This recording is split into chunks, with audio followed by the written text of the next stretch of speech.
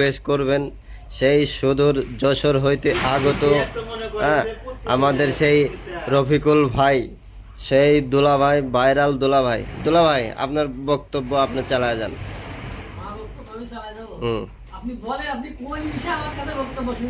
এই আপাতত বাংলাদেশের নির্বাচন নিয়ে তো অনেকেই অনেক কথা বলতেছে, সেই বিষয়ে আপনি কিছু বলেন। সেই বিষয় কি বলছে? নির্বাচন হবে বাংলাদেশে, তার সমস্যা কই? না, কেউ কেউ বলতেছে নির্বাচন হবে না।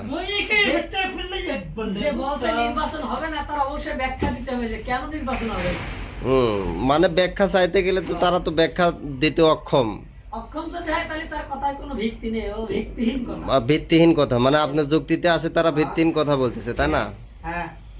তো যাই হোক, এখন ইউনূস হচ্ছে আমাদের ইউনূস সরকার হচ্ছে নির্বাচন দেবে, সেটা হচ্ছে কি ফেব্রুয়ারিতে বলছে। কেউ কেউ কেউ কেউ কেউ কেউ আবার বলতেছে নির্বাচন হবে না, কেউ কেউ বলতেছে হবে, ঠিক আছে।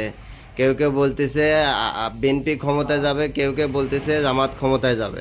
ক্ষমতা এক দল যাবে, হ্যাঁ। দুই দল যাবে না, বিএনপি হোক জামাত হোক, ক্ষমতা এক দলই যাবে, দুই দল যাবে না। ঠিক, এটা ঠিক। যে দলই যাক এক দল যাবে নাকি? এক দলই দেখবে। তাহলে আপনি যে সুদূর যশোর হইতে আগত, আপনি তো জামাতের দিকে নাকি? আমি এখন বর্তমান বাংলাদেশে আছি। হ্যাঁ, তবে জামাত কম না, কিছু কম না, এই আবার ফোন করে করতেছে, এই তো গ্যারান্টি নেই। না তুমি জামাতকে ভোট দিবা, তাই না? তুমি ভোট কোথায় দিবা? জামাতকে দিবা। আমি জামাতের একজন। হ্যাঁ, ভয় পাইলাম না, আমরা। আমি জামাতের কোনো হ্যাঁ, হ্যাঁ, কোনো কিছু নেই। হ্যাঁ, ঠিক আছে, এটাই। আমি একজন জামাতের, এখন বর্তমান জামাতের আমি একজন।